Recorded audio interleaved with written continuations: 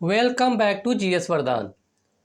भारत का भूगोल one liner series के अंतर्गत ये हमारी नेक्स्ट क्लास है और आज हम झूमिंग एग्रीकल्चर झूमिंग कृषि के बारे में डिस्कस करेंगे और कृषि से संबंधित जो विविध प्रकार के क्वेश्चन पूछे जाते हैं, मिसलेनियस टाइप के प्रश्न जो पूछे गए एग्जाम में, उसके बारे में हम आज डिस्कस करेंगे। तो झूमिंग एग्रीकल्चर जो है बहुत बड़ा टॉपिक नहीं है, छोटा सा टॉपिक है। तो इसका पहले कॉन्सेप्ट समझ लेते हैं क्या है। तो सबसे पहले तो जानना जरूरी है, यह जो है शिफ्टिंग कल्टीवेशन है। शिफ्टिंग शिफ्टिंग मतलब हुआ स्थानांतरित कृषि है। स्थानांतरित कृषि होती है और यह मुख्य रूप से जनजातियों द्वारा, ट्राइबल सोसाइटी द्वारा की जाती है। तो भारत में जो असम, मेघालय, नागालैंड, मणिपुर, अरुणाचल प्रदेश, उड़ीसा, मध्य प्रदेश जो राज्य हैं, यहाँ पर जनजातियों द्वारा यह अपनाया जाता है। झूम कृषि को असम में झूम, आंध्र प्रदेश में पोडू, असम में कहते हैं इसको झूम कहते हैं, आंध्र प्रदेश में इसको पोडू कहा जाता है। आंध्र प्रदेश में इसको पोडू कहते हैं, पोडू। आंध्र प्रदेश में पोडू। अलग अलग राज्यों में अलग अलग नाम से जाना जाता है। मध्य प्रदेश के जो विभिन्न भाग हैं वहाँ पर बेवार कहा जाता है। बेवार बेवार कहते हैं। इसके अलावा पेंडा, मशान, पेंडा, मशान, मशान आदि नामों से जाना जाता है। झूम कृषि के अंतर्गत क्या करते हैं, जो मेन कॉन्सेप्ट है इसका, झूम कृषि के अंतर्गत क्या करेंगे, जो जंगल होते हैं, वन या जंगलों को काट करके या क्या करेंगे, उसको जला देंगे। जला करके कृषि योग्य भूमि का निर्माण किया जाता है। वनों को काट करके मतलब कि एक नई जमीन की इनको तलाश रहती है। तो नई जमीन की तलाश रहती है, वनों को काट करके या जला देंगे। यहाँ पर क्या करेंगे, यहाँ पर कृषि योग्य उसको भूमि बनाएंगे। और जिससे क्या होता है, जब वनों को काट देंगे तो उसकी उर्वरता समाप्त होने पर दूसरे स्थान पर यही प्रक्रिया पुनः अपनाई जाती है। मतलब एक बार एक जगह कृषि कर लिया, वनों को काट दिया, कृषि कर लिया वहाँ पर, फिर वहाँ से क्या करते हैं, दूसरे जगह जाकर दूसरे जगह जंगलों को काटते हैं और फिर वहाँ पर एग्रीकल्चर करते हैं, वहाँ पर कृषि करते हैं। झूम कृषि मुख्यतः उष्णकटिबंधीय वन प्रदेशों में पाई जाती है। तो ये भी आपका इम्पोर्टेंट है। जो ट्रॉपिकल जोन होता है, उष्णकटिबंधीय वन प्रदेशों में, ट्रॉपिकल रेन फॉरेस्ट वाले रीजन में ज़्यादातर पाई जाती है। झूम खेती उत्तर पूर्वी राज्यों और पहाड़ी से मतलब कि अधिक प्रचलित है। उत्तर पूर्वी राज्य जैसे बताया था, असम, अरुणाचल प्रदेश, मेघालय, मिजोरम, त्रिपुरा, मणिपुर। तो जो पूर्वोत्तर प्रदेश है वहाँ पर सर्वाधिक संख्या में यहाँ पर अपनाई जाती है। तो इतना आपको समझ में आ गया होगा। बाकी यहाँ पर हम लोग केवल क्वेश्चन का डिस्कशन कर रहे हैं। तो इसमें देखिए दिया गया है कि झूमिंग या पैडा, अभी बताया था पेंडा कहाँ पे था, मध्य प्रदेश में। झूमी अथवा पेंडा जंगल काटकर सूखने को छोड़ना, जंगल काट करके सुखा लेते हैं, फिर वहाँ पर कृषि करते हैं। झूमिंग सर्वाधिक होती है कहाँ पर, नागालैंड में। नागालैंड में सर्वाधिक झूमिंग होती है। चलवासी कृषि जिन राज्यों के पहाड़ी क्षेत्रों की प्रमुख समस्या है वह राज्य है असम एवं झारखंड। बताया था अभी, असम, झारखंड, आंध्र प्रदेश, मणिपुर, त्रिपुरा, मिजोरम, अरुणाचल प्रदेश, यहाँ पर झूमिंग कृषि होती है। अगर आपने इसको इतना पढ़ लिया है तो इससे बाहर क्वेश्चन नहीं आएगा। आप देख लेते हैं मिसलेनियस टाइप के क्वेश्चन एग्रीकल्चर से। तो स्टेट दिया हुआ, प्रोडक्शन दिया हुआ। तो स्टेट में केरल में टैपियोका का उत्पादन किया जाता है। गुजरात बताया ही था, कॉटन के लिए बहुत ही पॉपुलर है। गुजरात में कपास, केरल में टैपियोका, वेस्ट बंगाल में पटसन, वेस्ट बंगाल पटसन के लिए फेमस है। और गुजरात में मूंगफली भी होती है। तो कपास और मूंगफली गुजरात में, कपास और मूंगफली का प्रोडक्शन गुजरात में होता है। इसके बाद देखिए कुछ इंपॉर्टेंट और दिया है, फसल दिया है और बृहत्तम उत्पादन, सर्वाधिक उत्पादन कहाँ पर होता है। तो आलू तो पता ही है, आलू, नारियल, आलू, केला, सॉरी आलू हो गया, फिर आपका गन्ना, ये सब कहाँ पर होता है, उत्तर प्रदेश में सर्वाधिक होता है। आलू उत्तर प्रदेश में, नारियल नारियल जो है केरल में होता है, नारियल केरल में। केला, केला जो है आपका तमिलनाडु में है, केला तमिलनाडु में। तंबाकू आंध्र प्रदेश, तंबाकू आंध्र प्रदेश। और जो केला है यूपी का जो कुशीनगर जिला है, इसको वन डिस्ट्रिक्ट वन प्रोडक्ट, एक जिला एक उत्पाद के रूप में इसको सूचित किया गया है केला को।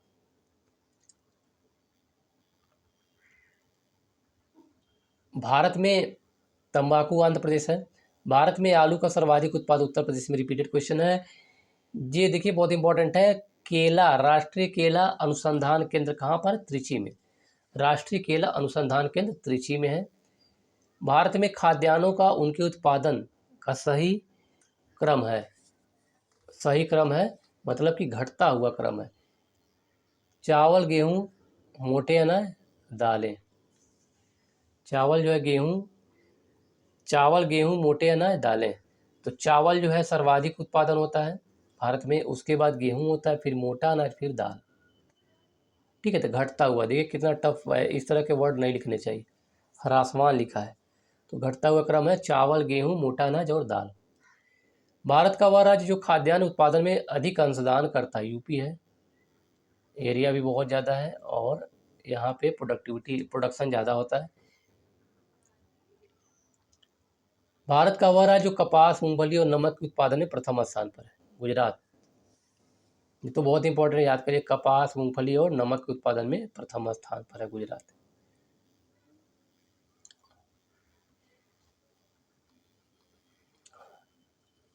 यहाँ देखिए लिस्ट दिया हुआ, लिस्ट 1 लिस्ट 2 को सुमेलित करना है, मैच ऑफ द फॉलोइंग।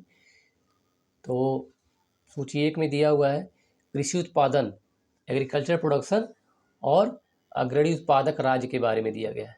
सबसे ज़्यादा प्रोडक्शन किस राज्य में होता है? तो चना का प्रोडक्शन मध्य प्रदेश में, बार बार पूछा था। काली मिर्च, काली मिर्च तो केरल के लिए बहुत ही फेमस है। अनानास पश्चिम बंगाल। तो काली मिर्च और चना बहुत फेमस है। दालों में मध्य प्रदेश का प्रथम स्थान है, दाल के प्रोडक्शन में। तो काली मिर्च केरल, अनानास पश्चिम बंगाल। चावल, चावल दिया है घुंडी मतकुड़। चावल घुंडी मतकुड़ फसल नाशक जीव है, जो चावल की फसल को नुकसान पहुंचाता है। चावल की फसल को नुकसान पहुंचाने वाला जो जीव है घुंडी मतकुड़, इसे कहा जाता है। गेहूं, गेहूं का एफिड होता है, गेहूं को नुकसान पहुंचाने वाला जो कीट है, या जो भी कर लीजिए, एफिड होता है गन्ने पर। शीर्ष प्रोवेदक शलभ है, शलभ क्या करता है, इसको नुकसान पहुंचा। चने के लिए गोलक शलभ है। इसके बाद फसल का नाम दिया हुआ और बीमारी का नाम दिया है। तो गन्ना बहुत ही पॉपुलर डिजीज है, रेड रॉट। गन्ने में देखा होगा, गन्ने का कलर क्या होता है, थोड़ा सा जब गन्ना खराब हो जाता है तो लाल रंग का दिखने लगता है, तो रेड रॉट डिजीज कहते हैं। और यह कहाँ पर मिलता है, किसमें? गन्ने में पाया जाता है। धान बहुत इंपॉर्टेंट है, खैरा, ये तो बार बार पूछा ही जाता है। धान और गन्ने का तो बार बार पूछा जाता है, तो याद कर लिए, धान का खैरा रोग बहुत ही पॉपुलर है, और गन्ने का रेड रॉट। अरहर, अरहर जो होता है उट्ठा या विल्ट कहते हैं इसको, अरहर उट्ठा या विल्ट। आलू, आलू झुलसा लेट ब्लाइट। तो लेट ब्लाइट बहुत इंपॉर्टेंट है, ये देखिए आप, ये चारों बहुत इंपॉर्टेंट है, बार बार क्वेश्चन पूछे जाते हैं इससे। गन्ने का रेड रॉट, धान का खैरा रोग, अरहर का उट्ठा या विल्ट, आलू झुलसा रोग, या जिसे लेट ब्लाइट कहते हैं, लेट ब्लाइट। हरित बाल रोग, हरित बाल रोग किसमें पाया जाता है? बाजरे में पाया जाता है। गन्ना चुकंदर स्वीट पी, स्वीट पी यानी कि मटर की बात की जा रही है, मटर। गन्ना चुकंदर स्वीट पी, चना, अरहर और फरासबीन त्रिपादप कुल के अंतर्गत आते हैं। वर्ष 2015-16 में इंपॉर्टेंट नहीं है, इसको हटा दीजिए, ठीक है। करंट का नहीं उत्तर 2015 का। विश्व में फल उत्पादन में भारत का स्थान कौन सा है? दूसरा में। तो फ्रूट प्रोडक्शन में भारत दूसरे स्थान पे आता है। फल के उत्पादन में सर्वाधिक पटसन उत्पादक राज्य अभी बताया था, पश्चिम बंगाल। पश्चिम बंगाल में पटसन सर्वाधिक होता है। भारत में जूट, जूट भी पश्चिम बंगाल में है, पटसन जूट पश्चिम बंगाल। गंगा के निचले मैदानों की यह विशेषता है कि यहाँ वर्ष भर जलवायु उच्च तापमान के साथ आर्द्र बनी रहती है। इस क्षेत्र के लिए सबसे उपयुक्त फसल युग्म है तो धान और जूट जो है सबसे उपयुक्त होता है, धान और जूट। भारत में जूट का सर्वाधिक क्षेत्रफल है पश्चिम बंगाल। बार बार क्वेश्चन रिपीट हो रहे बार बार। वर्ष भर बोई जाने वाली फसल है मक्का, वर्ष भर मक्का बोई जाने वाली फसल है। मक्का के लिए सही कथन है मक्का का मंड यानी कि स्टार्च, मक्के में जो स्टार्च होता है के उत्पादन के लिए प्रयोग किया जा सकता है। मक्का से निष्कर्षित जो तेल है जैव डीजल के लिए फीडस्टॉक हो सकता है, बहुत इंपॉर्टेंट है यह, बायोडीजल बनाने के लिए प्रयोग किया जाता है। मक्का के प्रयोग में अल्कोहली पेय उत्पन्न किया जा सकता है। ये तीनों आपके ऑप्शन सही हैं। मेज मक्के के लिए तीनों ऑप्शन सही हैं। मक्का की फसल की पकने की अवधि होती है 110 दिन होता है। 110 दिन में मक्का जो है पक के तैयार हो जाता है। C4 प्लांट एक कार्बन साइकिल पर आधारित होता है, C3 C4 प्लांट। तो C4 प्लांट जो होता है मक्के को कहा जाता है। भारत में 3 शीर्ष मक्का उत्पादक राज्य हैं, कर्नाटक, मध्य प्रदेश और बिहार। यहाँ पर जो मेज का प्रोडक्शन अधिक होता है। शक्तिमान 1 शक्तिमान 2 आनुवंशिक परिवर्तित फसलें हैं मक्का की। शक्तिमान 1 शक्तिमान 2 मक्का की आनुवंशिक परिवर्तित फसलें हैं। दोस्तों आपको वीडियो अगर अच्छा लगे तो इसे लाइक कीजिए, अपने दोस्तों को शेयर कीजिए ताकि इसका लाभ सबको मिल सके।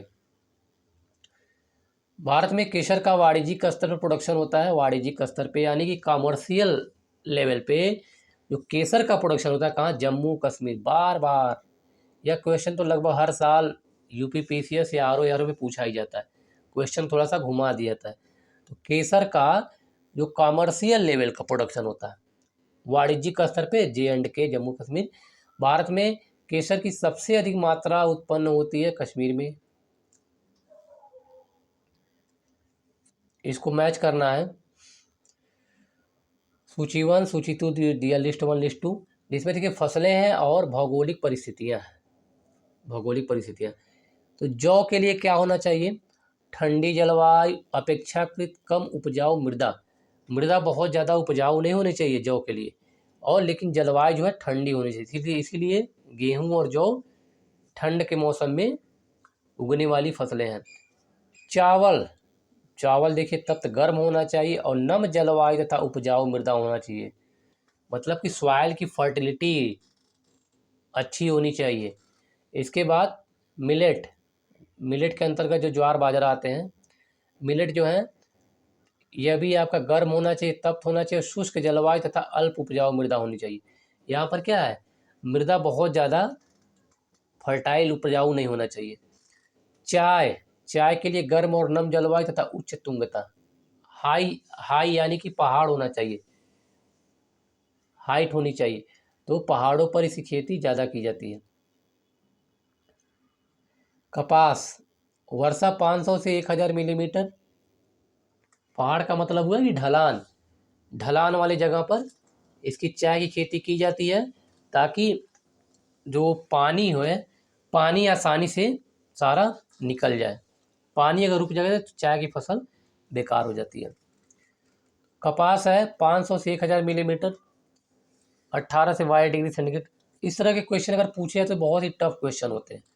Tough question in the sense ये हुआ कि इतना देखिए याद करना बहुत मुश्किल होता है कि हर प्लांट के बारे में उसका जो है उसका भौगोलिक क्षेत्र और तापमान कितना है, कितनी वर्षा होती है उस क्षेत्र में, ह्यूमिडिटी कितनी, नमी कितनी होनी चाहिए। तो इस तरह के क्वेश्चन बहुत ही टफ बन जाते हैं। तो ये सबके लिए होता है और इसको याद करना बहुत ही मुश्किल होता है। तो कपास हो गया 500 से 1000 मिलीमीटर, 18 से 22 डिग्री सेंटीग्रेड। फ्लैक्स वर्षा 6 से 800 से मिलीमीटर है, और तापमान जो होता है 5 से 18 डिग्री सेंटीग्रेड। चुकंदर पर्सन देख रहे हैं, यहाँ धान चावल के बारे में दिया ही नहीं गया है। और इस तरह के जो फसलें होती हैं बहुत कम जगहों पर उगाई जाती हैं, तो इसके बारे में लोग को आइडिया भी नहीं होता है। धान गेहूँ होता तो थोड़ा बहुत समझ में आता।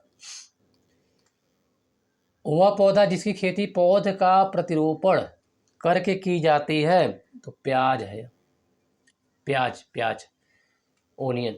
फसल चक्र जो पूर्वी उत्तर प्रदेश के लिए सर्वाधिक उपयुक्त समझा जाता है वह है धान, मक्का और गेहूँ। तो पूर्वी उत्तर प्रदेश में सर्वाधिक जो उत्पादन होता है धान, मक्का और गेहूँ भागीरथी घाटी में राजमा और आलू की खेती, आलू और राजमा की खेती प्रारंभ करने का श्रेय दिया जाता है विल्सन को दिया जाता है। लिस्ट 1 लिस्ट 2 फिर आ गया। यहाँ देखिए काफ़ी बोर्ड, ये इंपॉर्टेंट है, चारों याद कर लीजिएगा। काफ़ी बोर्ड आपका बेंगलुरु में है, रबर बोर्ड कोट्टायम, चाय बोर्ड कोलकाता, दार्जिलिंग से याद कर लीजिए कोलकाता, ठीक है, पूरब में है। चाय बोर्ड कोलकाता में ही है। तंबाकू गुंटूर, बताया था तंबाकू का उत्पादन सर्वाधिक कहाँ पर होता है, आंध्र प्रदेश। तो आंध्र प्रदेश में गुंटूर जिला है, तो वहाँ पर इसका जो बोर्ड बनाया गया है, ऑफिस है। चाय बोर्ड कोलकाता है, rubber board Kottayam, coffee board Bengaluru, तो इसको याद कर लीजिएगा। सब्जी उत्पादन में भारत का स्थान दूसरे स्थान पर है। वेजिटेबल प्रोडक्शन में इंडिया का सेकंड रैंक है, वेजिटेबल प्रोडक्शन में, सब्जी उत्पादन में। विश्व में सब्जियों का सर्वाधिक उत्पादन करने वाला देश चाइना है, सबसे ज़्यादा चाइना करता है, दूसरे नंबर पे इंडिया है। आम की बीज रहित प्रजाति, एक ऐसा आम, मतलब मैंने तो कभी इसको यूज नहीं किया, मैंने कभी खाया नहीं है इस तरह का, लेकिन एक सिंधु आम की प्रजाति है, हाइब्रिड है, जो कि बीज रहित होती है। इसमें जो होते हैं सीड नहीं पाए जाते हैं आम में, पता नहीं कैसा होता है, जो लोग खाएंगे उनको पता होगा। आम की वह किस्म जो दशहरी और नीलम, वेरी इंपॉर्टेंट है, बार बार पूछे था। आम्रपाली जो है दशहरी और नीलम के क्रॉस से बनाया गया है। दशहरी और नीलम आम की प्रजाति होती है, इसके क्रॉस से बनाया गया है आम्रपाली, हाइब्रिड है एक प्रकार का आम्रपाली।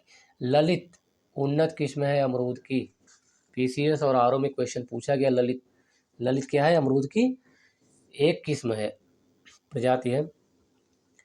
आम की नियमित फसल वाली प्रजातियां हैं, नियमित फसल आम के जो मतलब कि जो बहुत ही पॉपुलर है, दशहरी 51 है, बेंगालोरा, तोतापरी, नीलम, आम्रपाली नीलम, ये जो है बहुत ही महत्वपूर्ण है। नीलम आम्रपाली, दशहरी 51, बेंगालोरा। कंचन, इसी तरह का क्वेश्चन बहुत ज़्यादा गलत है। कंचन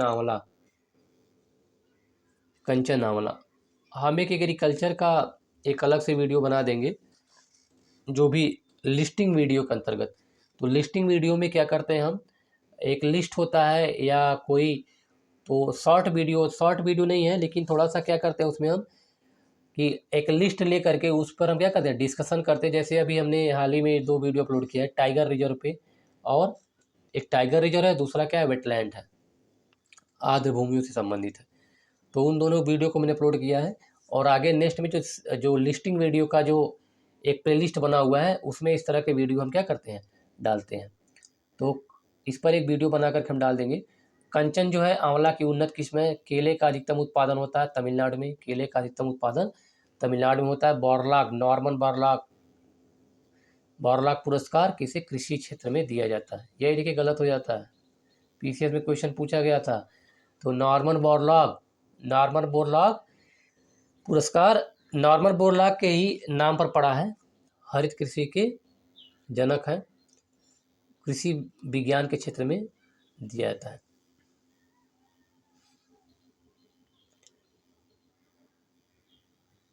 नेक्स्ट देखिए, प्रसंस्करण हेतु आलू की सबसे अच्छी किस्म है कुफरी चिप्सोना, वेरी इंपॉर्टेंट है, कुफरी चिप्सोना 2।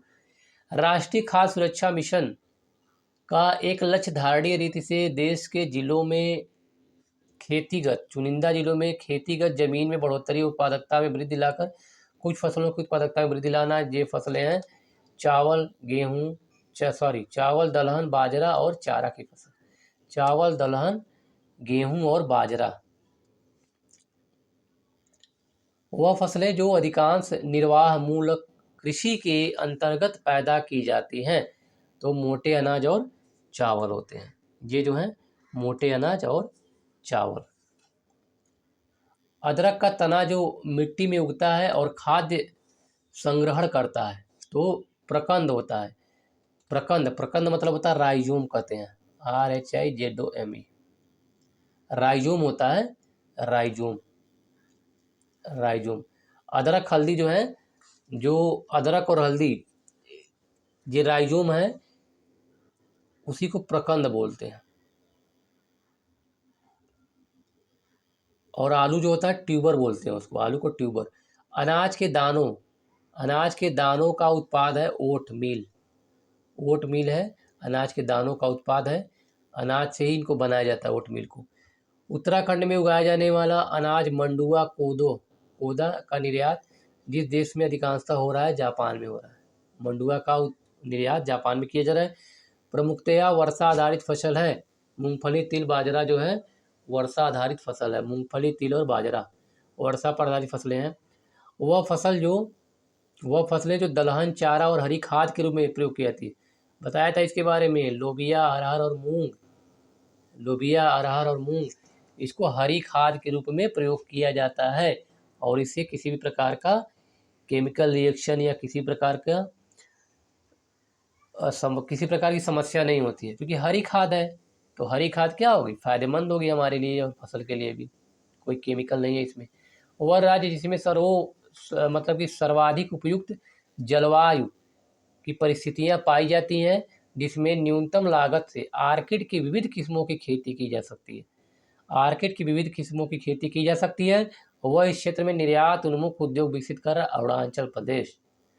अरुणाचल प्रदेश देश का प्रथम पूर्ण जैविक राज्य, this is very important, Sikkim जैविक राज्य। यहाँ पर जैविक कृषि को बढ़ावा दिया गया है, तो जैविक राज्य इसे घोषित किया गया है। केमिकल्स का प्रयोग नहीं किया जाता यहाँ पर खेतों में। गुजरात राज्य की विशिष्टताएं हैं, उसका उत्तरी भाग शुष्क है। गुजरात में उत्तरी भाग शुष्क है एवं अर्ध शुष्क है। उसके मध्य भाग में कपास का उत्पादन वेरी इंपॉर्टेंट है, कपास का प्रोडक्शन होता है। उस राज्य में खाद्य फसलों की तुलना में नकदी फसलों की खेती अधिक होती है। भारत में ग्वार, जिसे क्लस्टर बीन के नाम से जाना जाता है। क्लस्टर बीन का पारंपरिक रूप से सब्जी या पशु आहार के रूप में उपयोग किया जाता है, किंतु हाल ही में इसकी खेती ने महत्व स्थान ले लिया है। क्लस्टर बीन ग्वार के बारे में बता रहा है, तो इस संदर्भ में क्या सही है। इसके बीजों से निर्मित गोंद बनता है, शेल गैस के निष्कर्षण में प्रयोग होता है। गोंद और शेल गैस इससे बनाई जाती है। भारत में पश्चिम बंगाल मछली का सबसे बड़ा उत्पादक है। पश्चिम बंगाल सही है, यहाँ पर फिश का प्रोडक्शन सर्वाधिक होता है। पश्चिम बंगाल के सागर तट के किनारे मत्स्य उद्योग से विकसित हुआ है, ये आपका गलत है। प्रोडक्शन होता है लेकिन इसका मतलब ये नहीं कि सागर किनारे पर मत्स्य उद्योग विकसित किया है। भारत में कुल जो है मत्स्य उत्पादक अग्रणी राज्य है आंध्र प्रदेश, पश्चिम बंगाल, गुजरात और तमिलनाडु। तो जितने भी फिश प्रोडक्शन वाले राज्य हैं, मत्स्य उत्पादन वाले, तो कहाँ पर है, समुद्र किनारे हैं। समुद्र किनारे, क्योंकि समुद्री मछलियों का उपयोग ज़्यादा किया जाता है यहाँ पर, और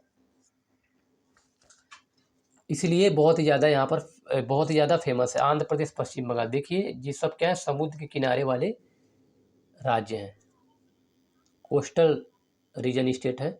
PBW343, DBW17 गेहूं की प्रजाति है, याद कर लीजिएगा, हो सकता कभी पूछ दिया जाए। PBW, DBW। धान की खैरा बीमारी के लिए प्रयोग किया जाता है जिंक सल्फेट, वेरी इंपॉर्टेंट है, इसको याद कर लीजिएगा। धान की खैरा बीमारी के जिंक सल्फेट का प्रयोग किया जाता है। भारत में आम का उत्पादन करने वाले प्रमुख राज्य हैं। आम का उत्पादन उत्तर प्रदेश, आंध्र प्रदेश, कर्नाटक और तेलंगाना में आम का उत्पादन अधिक होता है।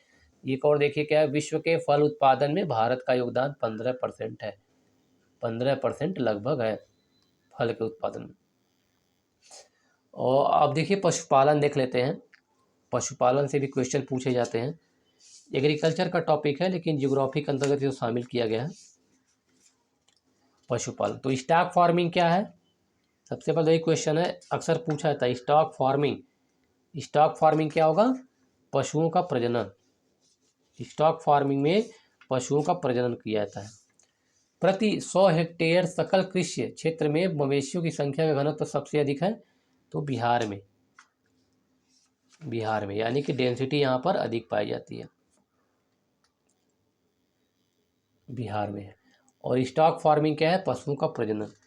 जैसे कि पशुपालन में दूध, मांस, ऊन, चमड़ा आदि पशु उत्पादों को प्राप्त करने और कृषि कार्य तथा माल परिवहन के लिए पशुओं को पालतू बनाने की क्रिया को ही हम क्या कहते हैं? पशुपालन कहते हैं। पशुपालन कहते हैं। और 2019 में जो 20वीं पशुगणना की गई थी, पशुधन गणना की गई थी, उसमें बताया गया था कि भारत में 192 मिलियन, लगभग 192 मिलियन गाय और भैंस की प्रजातियां हैं। इसमें कई प्रकार की आती है, जैसे दुधारू नस्लें हैं, भारवाही नस्लें हैं। दुधारू नस्लें क्या करती हैं? दूध देने का काम करती हैं। और जो भारवाही नस्लें हैं उनसे क्या करते हैं? ढोने का काम करते हैं। भारवाही नस्लें, जिसको ड्रॉफ्ट ब्रीड्स कहा जाता है। तो इस प्रकार से जो है पशुपालन का चैप्टर टॉपिक भी थोड़ा सा लंबा है, लेकिन क्वेश्चन इससे बहुत कम पूछे जाते हैं। स्टॉक फार्मिंग, पशु का प्रजनन हो गया।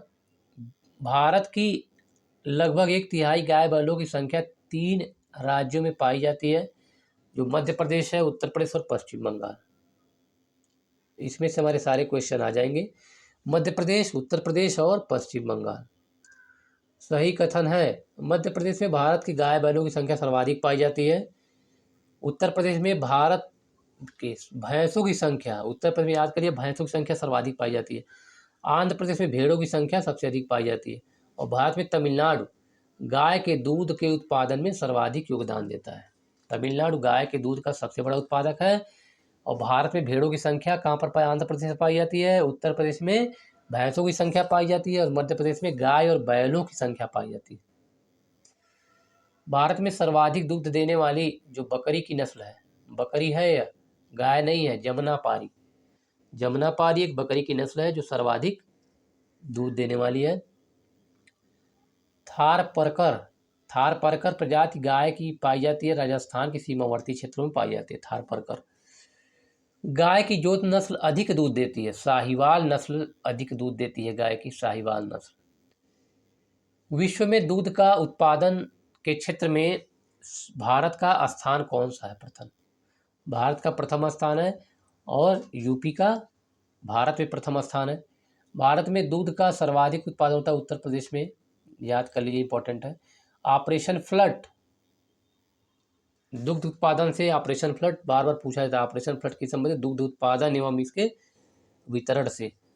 श्वेत क्रांति, डॉक्टर वर्गीज कुरियन बताया था।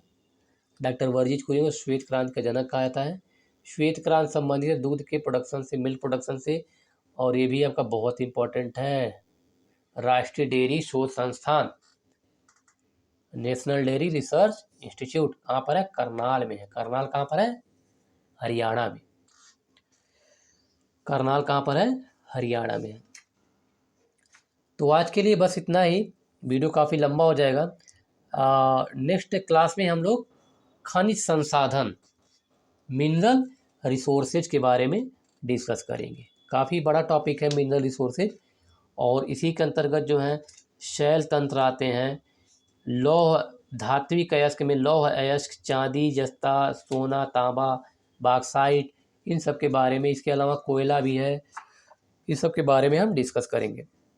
दोस्तों, अगर आपको वीडियो अच्छा लगे तो लाइक कीजिए, अपने दोस्तों को शेयर कीजिए और चैनल को सब्सक्राइब कीजिए, ताकि जैसे ही वीडियो अपलोड हो सबसे पहले आपको नोटिफिकेशन मिले और जिसका आप भरपूर लाभ ले सकें।